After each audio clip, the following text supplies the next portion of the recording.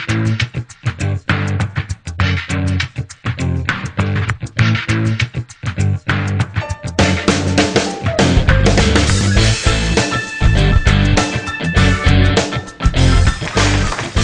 malam semua, terima kasih Bu Betty, terima kasih Warta Ekonomi yang sudah mengundang saya seorang musisi disuruh ngomong soal leadership. Iya, sebetulnya semua yang diomongin sama Bu Betty itu juga sebetulnya akan saya omongin ya sebagai akibat dari pengalaman ya. Tentunya pengalaman yang empiris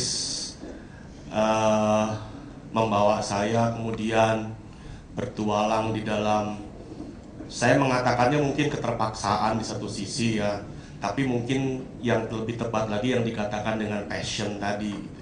Saya setuju dengan passion itu karena kalau nggak ada passion, lebih baik nggak usah deh gitu. Intinya itu, karena itu yang menjadi energi dorong gitu, ya passion itu yang utama. Nah, saya akan mulai dari satu tempat yang tadi disinggung Bu Betty bahwa kita tidak harus di top management atau di satu tempat di puncak sana untuk memulai sebuah kepemimpinan.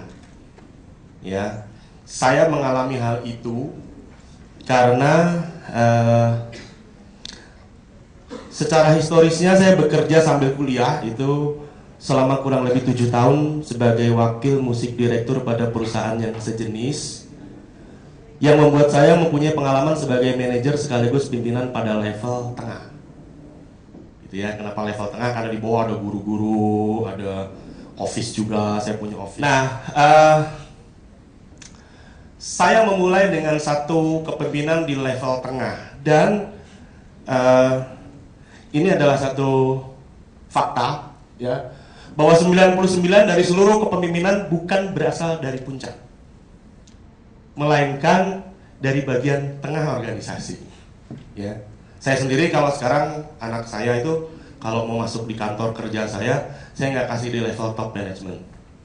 Saya suruh dia kerja dengan gaji paling rendah dan everybody knows di kantor gitu. Karena kekhawatiran saya ketika dia hadir, aku anak bos. Nah itu bahaya karena second generation itu biasanya jadi penghancur biasanya nih ya, agak hati-hatinya gitu ya. Second generation itu kadang-kadang nggak punya iya, fighting spiritnya beda sama kita dulu gitu. Dia udah langsung semua ada gitu ya. Tapi nggak salah mereka juga karena psikologisnya memang begitu. Kita yang harus determine apakah dia akan jadi di top atau langsung di tengah atau di bawah. Tergantung situasinya seperti apa. Nah, saya melakukan itu 7 tahun. Saya memimpin satu sekolah musik, jaringan sekolah musik dengan 30 cabang. Nah, kalau kenyataannya bahwa 99% ini adalah dari tengah, memang saya lakukan ini dengan sebuah passion dan sebuah keharusan dan berhadapan dengan situasi yang hari itu memaksa saya untuk mengerti banyak hal. Saya kemudian keluar dari perusahaan itu dan memulainya sendiri pada 1 Oktober 1988 ya, hampir 23 tahun yang lalu. Karena perusahaan itu tidak bisa menjalankan fungsinya dengan cukup baik karena situasinya hari itu tidak menguntungkan. Lalu saya mendirikan itu didorong oleh minat untuk membuat yang lebih baik. Mulai punya banyak anak buah ketika mulai mengembangkan diri. Jadi ketika mulai mengembangkan diri, mulai tuh punya anak buah dan mulai problem muncul ya. Karena ketika kita bicara mengenai anak buah yang 10 dengan anak buah yang 100 itu kompleksitasnya agak berbeda gitu. Tapi oke lah, artinya gini, saya kemudian harus menentukan visi, saya harus punya misi. Walaupun di dalam hati saya punya mimpi di atas visi ya. Bicara mengenai visi, saya teringat pada satu ceritaan mengenai Walt Disney. Mungkin ada yang pernah dengar ya atau pernah baca bukunya Walt Disney. Untuk yang belum, ceritanya begini. Ada 2 orang pergi ke Disneyland. Yang satu bilang, wah hebat sekali ya tempat ini, indah sekali. Sayang ya, Walt Disney sudah meninggal. Dia tidak pernah lihat tempat ini. Terus satu orang yang lain bilang temannya, salah lo, justru tempat ini ada karena Walt Disney sudah melihat dalam visinya dulu. Sehingga kalau dia nggak punya visi itu, tempat ini juga nggak bakalan ada. Jadi melihat sesuatu visi atau gambar di depan itu, di bawah mimpi-mimpi kita itu adalah penting untuk membuat model, atau kalau saya dulu kita bilang ada pemodelan sistem gitu ya, untuk bisa menerapkan manajemen model apa yang harus ditaruh gitu ya. Nah, ada visi, ada misi, dan didorong oleh spirit, yaitu semangat yang memiliki energi dan daya dorong serta integritas, tentunya yang sudah dibilangkan sama Bu Betty tadi. Saya harus bikin SOP yang kadang-kadang sulit sekali untuk diterapkan ya. Karena McDonald sendiri bilang, kalau lo mau tiru SOP gua, tiru aja. Karena bikin SOP mah gampang. Yang paling susah dari SOP itu adalah implementasinya. Gitu. Misalnya SOP mengenai ayam goreng nih. Ayam goreng suppliernya tertentu, rendemnya deep fried ya pada sekian derajat Celcius selama sekian menit. Itu sangat berbeda ketika ibu saya bikin ayam goreng di rumah. Mak, ini ayam gimana? Udah matang belum? Ya kalau udah kuning-kuning dikit mah angkat aja lah gitu ya. Jadi SOP-nya nggak jelas gitu ya. Sehingga standarnya juga nggak jelas. Kadang-kadang kuning udah matang, kadang-kadang dalamnya masih mentah gitu ya. Nah, ternyata menerapkan SOP ini kepada 1.700 tenaga pengajar ini adalah hal yang sangat sulit. Sementara orang Indonesia ini sangat terkenal mengutamakan hak daripada kewajiban. Betul ya? Kalau yang ketawa itu berarti betul, ya kan? Kalau bagian haknya aja, waduh, satu hari aja, waduh gimana nih gitu. Tapi bagian kewajibannya aja, ya nanti dulu deh, gini gitu ya. Nah, problemnya adalah bahwa sebagai ujung tombak guru-guru itu adalah ujung tombak saya untuk langsung menuju ke customer, sehingga customer satisfaction itu ada di tempat dia, gitu ya. Jadi nanti saya akan ungkap manajemen seperti apa yang untuk yang itu, manajemen seperti apa yang untuk yang ini, gitu. Agak berbeda, gitu ya. Ini menurut apa yang saya sudah terapkan selama ini. Nanti bisa didiskusikan apakah itu sesuai atau tidak. Jadi saya harus membentuk SOP, sejumlah regulasi, dan pembentukan divisi-divisi yang membuat saya mau tidak mau harus menjadi seorang leader. Atau saya akan turunkan grade-nya sedikit, menjadi seorang manajer. Sekarang apa bedanya sih manajer sama leader? Tadi udah dijelaskan sama Bu Betty. Kalau manajer, doing things right. Kalau leader, doing right things. Nah, kalau things right berarti ada sesuatu yang sudah ditulis dalam SOP. Manajer tinggal menjalankannya dengan tepat. Ukuran-ukurannya jelas. Di perusahaan-perusahaan besar ada performance scorecard, ada cara menilai sesuatu yang mungkin ukurannya adalah output, ya kan? Ukurannya adalah profit dan lain-lain. Tapi kan profit juga belum tentu menggambarkan customer loyalty secara direct kan? Ya, ini tidak selalu berhubungan dengan langsung. Nah, untuk itu saya butuh pasukan yang bagus gitu. Dan di sini saya melihat bahwa bertahun-tahun saya menilai bahwa fungsi kita sebagai pimpinan itu adalah sangat penting. Penting sekali. Di dalam rekor perusahaan di dunia, 60-70% keberhasilan sebuah organisasi atau perusahaan itu sangat ditentukan oleh siapa pemimpinnya. Saya mengambil satu contoh. Sepasukan kambing yang dipimpin oleh seekor singa akan jauh terlihat berwibawa daripada sepasukan singa yang dipimpin oleh seekor kambing. Jadi betul kata Bu Betty, kalau pemimpinnya lemot, biar didorong-dorong dari belakang. Kalau pemimpinnya nggak berani aja. Gitu. Keputusannya ada di pimpinannya. Bagaimana dia jeli melihat bahwa singa yang di depan itu ternyata sebenarnya di belakangnya kambing. Gitu. Tapi kalau dia udah takut duluan karena ada seekor singa, yang singa yang di belakang, ya sudah selesai urusannya, ya kan? Karena keputusannya ada di pimpinannya. Karena manajer hanya melaksanakan keputusan, itu perbedaannya, gitu ya. Ada tantangan-tantangan yang perlu kita pecahkan, yang keputusannya itu ya, pengambilan keputusan kadang-kadang tidak sederhana. Keputusan itu kan kalau di dalam leader itu kan bisa ditentukan oleh hal-hal yang benar, gitu. Tapi pressure atau tekanan itu kan dari luar kadang-kadang juga menentukan apakah sikap kita akan kompromistis atau tidak. Ya. Tapi pengalaman saya sih, kalau kita bersikap kompromis, biasanya nanti kita yang dipersalahkan kalau sesuatu akan terjadi di belakang. Jadi saya juga mau mengutip tadi yang dibikin sama Bu Betty, tapi Bu Betty tadi bikin pakai bahasa Inggris, saya bikin pakai bahasa Indonesia aja biar lebih membumi. Ini bahasa Indonesianya kira-kira gitu ya. Mau ngambil dari Peter Drucker boleh, mau ngambil dari John Maxwell boleh gitu ya. Tapi intinya adalah bahwa kepemimpinan adalah kemampuan seorang untuk mempengaruhi sekelompok orang yang memiliki kebutuhan yang sama dan mengarahkan mereka agar mereka bersedia melakukan pekerjaan sesuai dengan pengarahannya. Saya ingin emphasize persoalan pengarahan gitu ya. Pengarahan itu kan tidak perintah sifatnya ya. Pengarahan.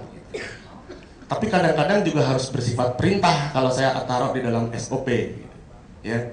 Tergantung di level mana nanti kita akan bicara ya. Ada level yang kita harus directing, structuring, yang bisa delegating, bisa selling ya kan, atau participating ya, nanti kita lihat. Oke. Ukuran yang sesungguhnya dari kepemimpinan adalah pengaruh, tidak lebih tidak kurang. Itu yang dikatakan tadi, pakai bahasa Inggrisnya apa ya, saya nggak tahu tadi. Saya kurang fasih bahasa Inggris ya. Lalu di dalam gaya kepemimpinan, saya akan buka dulu 4 gaya kepemimpinan yang mendasari tindakan saya. Ini satu adalah telling atau directing, structuring. Jangan lanjutkan dulu Mbak. Telling itu lebih kepada seseorang yang bergerak sendiri, tentukan SOP-nya jelas, tujuannya jelas, targetnya jelas, award-nya jelas. Putuskan, dan biasanya beberapa harga mati. Ya, beberapa harga mati. Yang kedua adalah selling, problem solving, saya coaching, biasanya staff nih, ya. Staff tertentu saya ajak gimana, enaknya gimana.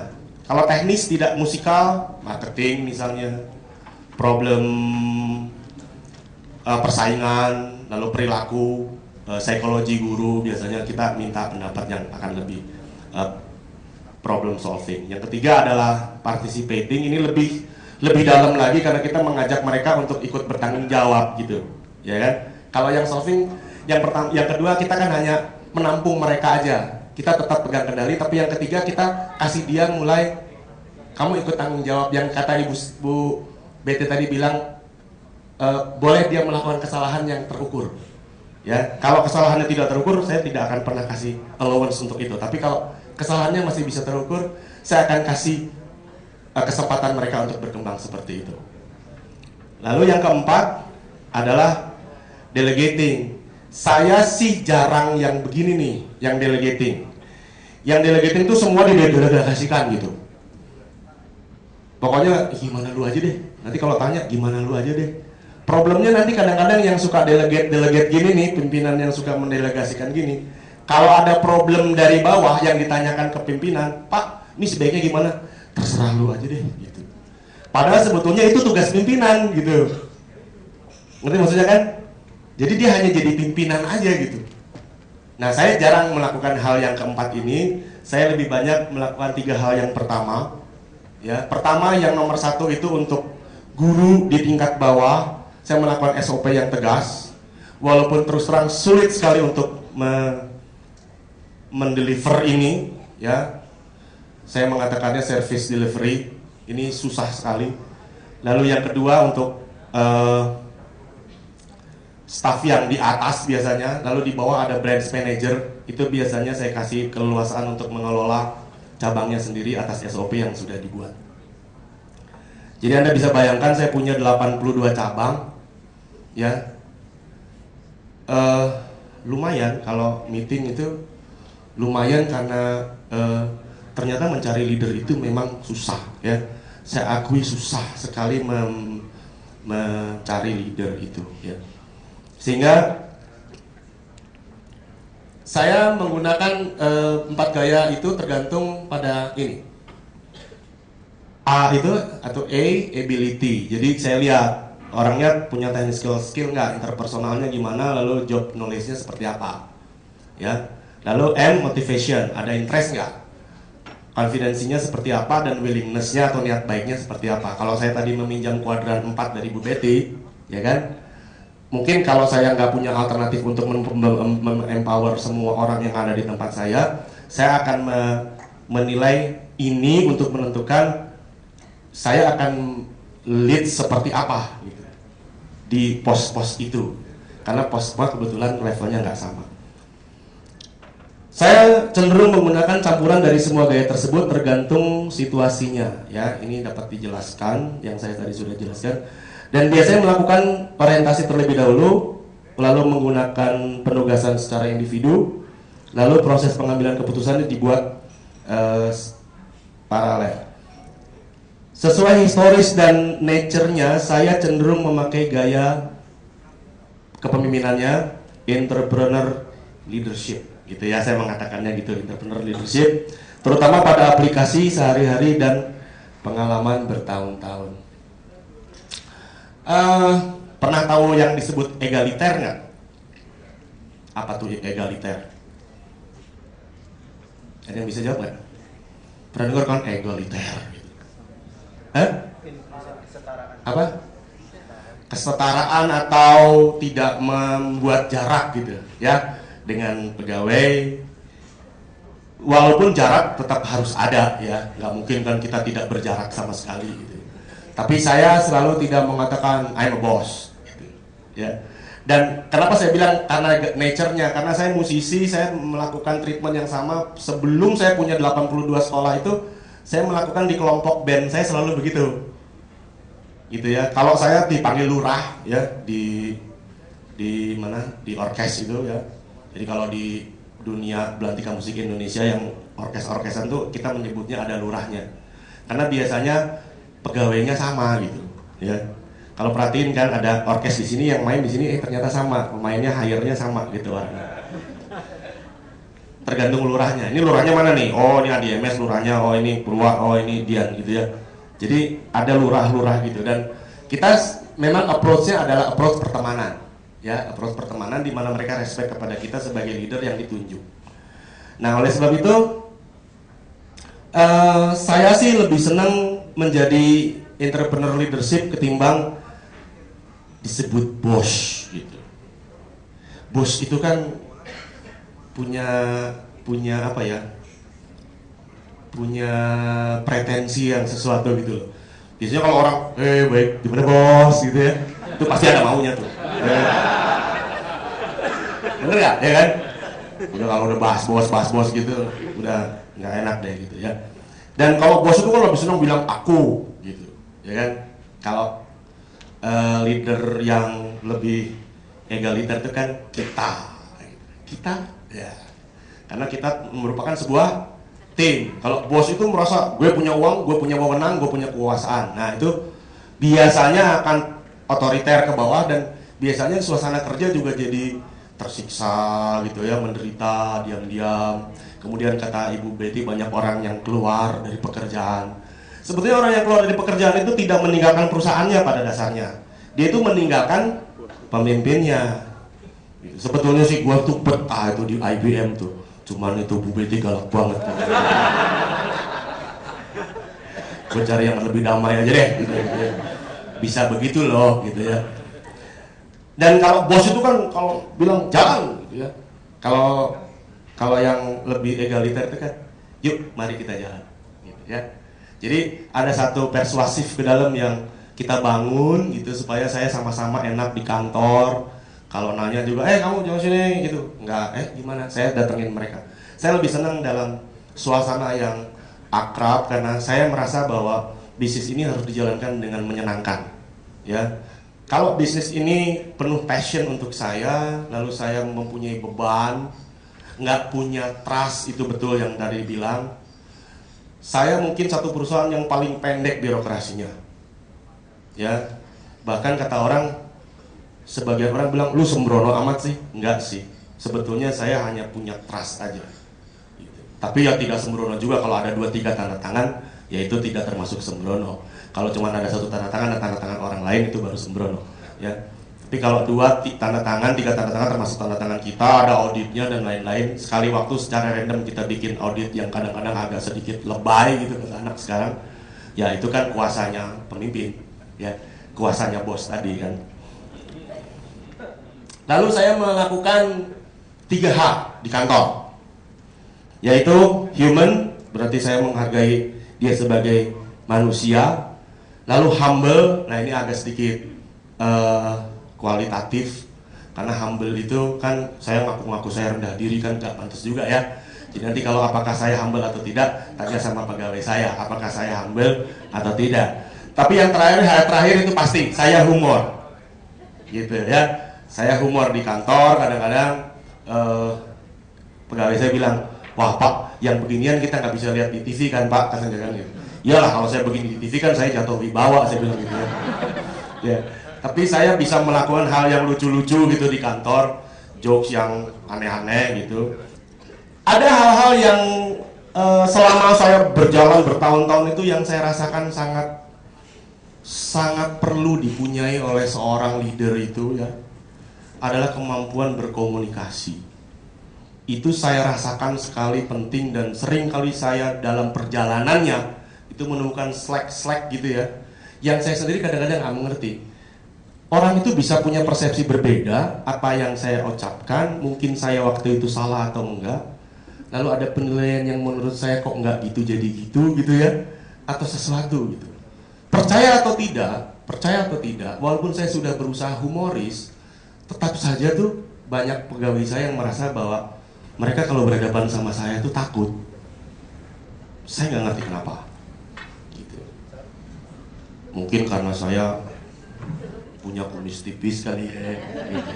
Padahal kan kumis kan kalah sama Pak Timur Pradopo kan. Tapi kalau keberanian banyak saya dari Pak Timur Pradopo. Nah, komunikasi itu memang harus dibangun ya. Komunikasi itu harus dibangun. Dan kita harus tahu persis pegawai kita. Nah, saya nggak tahu kalau pegawai kita kalau 1.700 saya kan nggak mungkin tracing satu-satu gitu. Yang ini karakternya gimana, karakternya gimana. Makanya saya buat berjenjang gitu ya.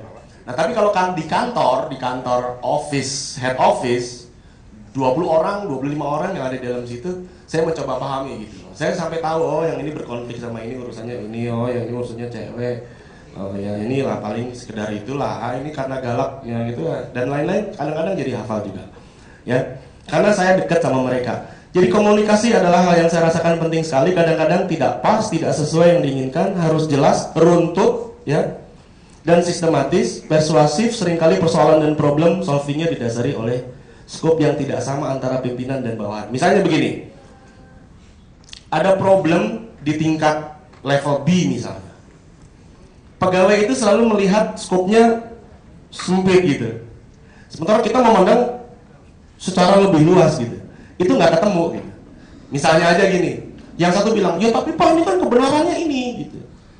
Iya sih, tapi kita kan bicaranya bukan kebenaran semata-mata, tapi kebaikan untuk seluruhnya gitu. Ya. Kadang-kadang kita dihadapkan pada satu keputusan yang memerlukan intuisi. Dan intuisi itu hanya bisa dibangun ketika otak kiri dan otak kanan bekerja secara sinergis. Di mana analitis dan holistis bekerja bareng, itu intuisi. Oleh sebab itu banyak orang bilang otak kanan, otak kiri, otak kanan, otak kiri. Mungkin penjelasannya agak lebih gampangnya gini. Kalau Anda melihat hutan, Anda cenderung melakukan apa? Kalau bicara mengenai otak kiri yang analitis, bicaranya selalu menghitung berapa pohon. Tapi kalau otak kanan nggak peduli jumlah pohon, dia melihatnya lebat, gundul, hijau, kering, bahasanya begitu. Itu otak kanan, holistis, ya. Nah, apa yang terjadi kalau otak kanan sama otak kiri digabungkan? Itu intuisi. Intuisi itu sesuatu yang antara dihitung dan tidak dihitung. Sehingga jangan heran kalau anak ITB kalau mau bikin perusahaan kebanyakan rapat biasanya. Karena hitungan yang keluar. Risiko mau dihargain berapa nih risiko? Nggak tahu. Waduh, kalau nggak tahu kita nggak jadi aja deh. Dan itu terjadi gitu. Karena terlalu analitis, dan ini terjadi ya di beberapa teman saya. Itu meeting terus meeting, angka terus yang keluar. Itu nggak jadi-jadi bikin bisnisnya. Gitu. Karena nggak ada keberanian untuk melakukan bisnisnya itu gitu, ya kan? Karena entrepreneur itu butuh keberanian dan butuh intuisi sekaligus gitu. Makanya saya sering bilang kalau sama anak-anak dari SBM, lu ngajarin anak-anak pas postgraduate gini sebenarnya telat. Karena sebetulnya intuisi itu, otak kanan itu mestinya dari bawah. Jangan udah gede baru diajarin. Karena kita nggak biasa kreatif biasanya. Kreatif itu adalah berpikir out of the box. Makanya jangan heran kalau bagian marketing sama board of director sering berkelahi. Karena marketing itu sesuatu yang inovasi. Terus board of director tanya, data pendukungnya mana? Ya kagak ada. Namanya juga inovasi. Bener nggak? Makanya susah gitu. Marketing itu selalu berpikir dengan otak kanan, sementara board of director hitung-hitungannya adalah account dan lain-lain. Dan itu seninya. Bagaimana kita memadukan antara satu sisi di satu sisi menjadi intuisi. Dan saya banyak mengambil keputusan atas intuisi. Lalu menjadi pemimpin dan bahkan pemilik dari sebuah lembaga atau organisasi adalah suatu hal yang untuk saya membanggakan. Tetapi pada akhirnya kita tidak bisa menjalankan itu semua sendirian. Kita perlu pasukan yang membantu kita, maka mulailah kita berurusan dengan aspek-aspek pegawai. Kemampuan seseorang dalam melakukan tugas adalah kompetensinya, ya seperti Bu Betty tadi bilang, dalam melaksanakan tugas tersebut. Sangat sulit untuk menentukan orang yang kompetensinya di situ gitu, ya, secara khas, terutama di bidang saya, ya. Di bidang saya itu agak unik soalnya, ya. Agak uniknya itu kadang-kadang yang Bu Betty tadi bilang, kita kadang-kadang persaingan itu nggak head to head, ya. Percaya nggak bahwa musik studio atau kursus musik itu berhadapan dengan kursus komputer? Loh, serius? Ketika sebagian masyarakat melakukan pengiriman anaknya sebagai alternatif pengisi pengisi waktu atau sesuatu yang nggak significantly menuju ke fokus, dia akan memilih komputer, musik, menggambar atau apa gitu, ya. Jadi kursus komputer bisa menjadi pesaing untuk kursus musik. Plus banyak sekali sekarang kursus musik. Ketika 23 tahun yang lalu saya bikin, kan teman-teman saya bilang, lu ngapain bikin sekolah musik ketika kayak nggak ada kerjaan. Sekarang setelah kursus musik maju, semua beramai-ramai bikin sekolah musik, ya kan? Nah itu akan menjadi pesaing juga yang cukup serius. Ada Ahmad Dhani bikin, ya kan? Ada macam-macam lah pokoknya bikin, ya. Semua orang bisa bikin, dan baru 1 tahun sudah di-franchise-kan gitu, ya. Ya kebetulan lembaga franchise-nya juga di kita nggak ketat, jadi ya sudahlah, ya itu yang terjadi. Nggak apa-apa, ya, tapi itu kemudian menjadi sesuatu yang serius untuk saya. Dan setiap tugas itu kan membutuhkan pengetahuan, ya. Pengetahuan itu dapat dipelajari melalui pendidikan, benar nggak? Baca buku itu pengetahuan, ya.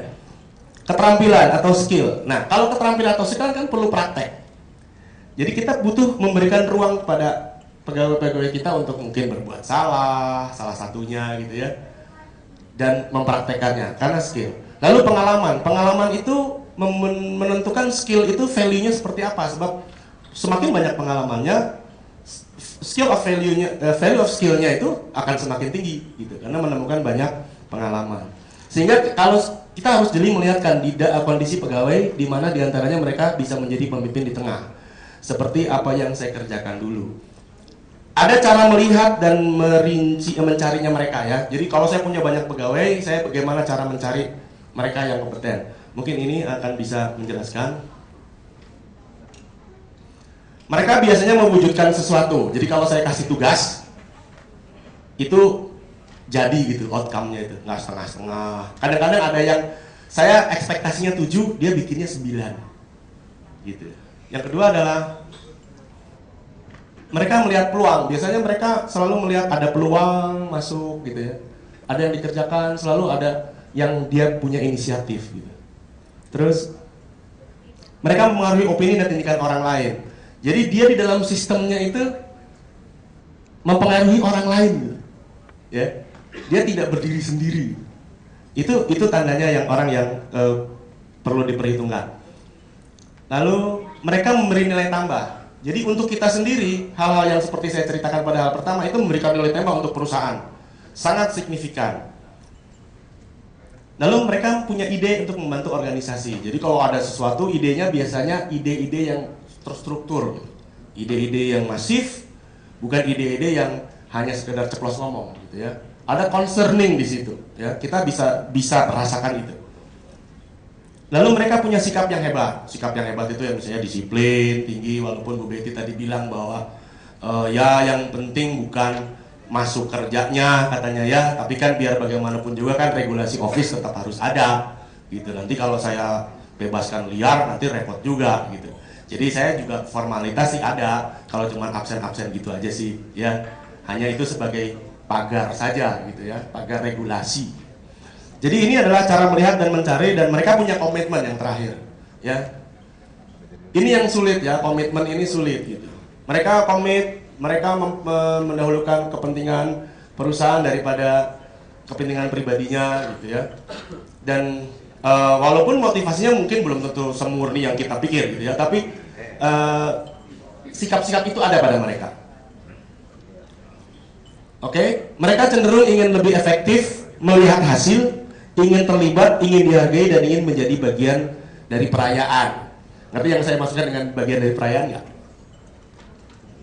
Ya, jadi kalau kita misalnya merayakan keberhasilan, dia juga harus diakui sebagai bagian dari keberhasilan gitu.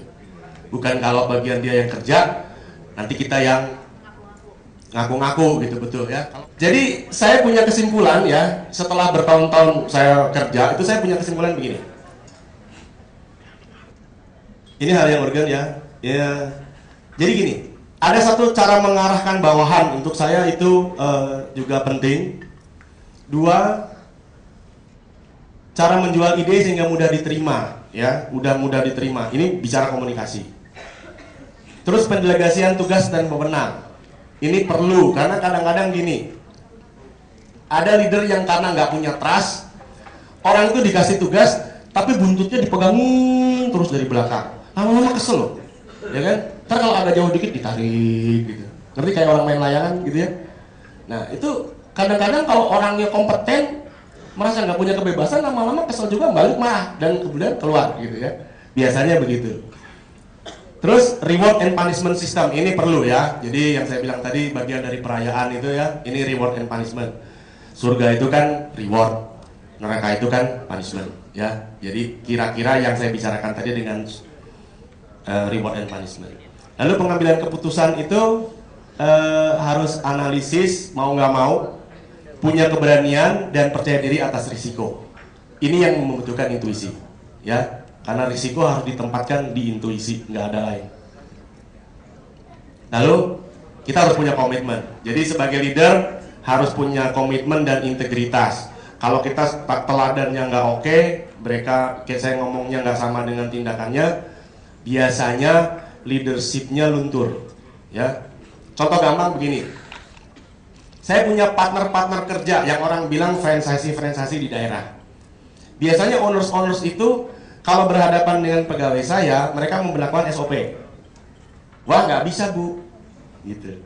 Kalau gini gimana ya? Wah nggak bisa bu. Tapi karena kesel dia potong ke atas sama saya gitu. Pak Purwa, ini masa nggak bisa sih kalau gini gitu. Terus saya bilang, oke deh, bisa, gitu. Terus saya bilang sama pegawai saya, oh yang itu nanti besok bisa ya, gitu. Sekali. 2 kali, Pak itu nanti dari Surabaya bilang, wah yang itu boleh nggak kalau saya nanti nggak gini. Padahal SOP-nya nggak gitu, gitu. Terus saya bilang, boleh. 3 kali aja saya melakukan itu.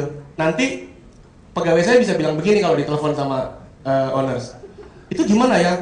Bapak telepon Pak Purwo aja deh. Gitu. Dan dia nggak berani punya keberanian untuk memutuskan sesuatu yang sebenarnya SOP-nya sudah jelas. Ntar kita direpotkan oleh telepon sana, telepon sini, karena kita cenderung one man show gitu. Ya, saya tidak ingin melakukan itu. Nah, ini yang terakhir. Kepemimpinan bukanlah sebuah kekuasaan, melainkan sebuah tugas, tanggung jawab, dan pengorbanan. Kadang-kadang ya, Saya meniru siapa ya? Misalnya yang punya Microsoft itu siapa? Bill Gates itu kan menyumbang berapa miliar dolar gitu ya untuk sosial kan. Padahal mobil sama rumahnya yang itu juga kan, ya kan? Jadi ganti mobil nggak ganti rumah ya gitu, karena hidupnya udah cukup. Gitu. Jadi itu harus punya jiwa seperti itu. Gitu ya. Kita harus melihat visi di depan itu bagaimana caranya untuk menuju itu, dan kita mengorbankan banyak hal gitu untuk diri kita sendiri, dan kita bangun perusahaan gitu, ya. Misalnya aja untuk portofolio yang baik, saya kirim anak-anak ke Cina kemarin untuk choir festival, lalu saya kasih subsidi. Kata orang, gila lu ngasih subsidi segini banyak, ratusan juta untuk anak-anak. Ya kalau enggak ya gimana gitu ya. Tapi kan ratusan juta itu kan skalanya terukur gitu, ya, bukan terus kemudian kita besoknya gulung tikar ya. Jadi kata-kata penutup saya begini. Kalau Bu Betty tadi bilang bahwa di kantor itu nggak ngitung berapa jam yang masuk dan jam berapa keluar, ya. Tapi biasanya dari seluruh orang yang ada di kantor, maka orang yang bekerja paling dulu dan pulang paling belakangan itu biasanya pemimpinnya atau office boy-nya. Oke, sekian, terima kasih dari saya.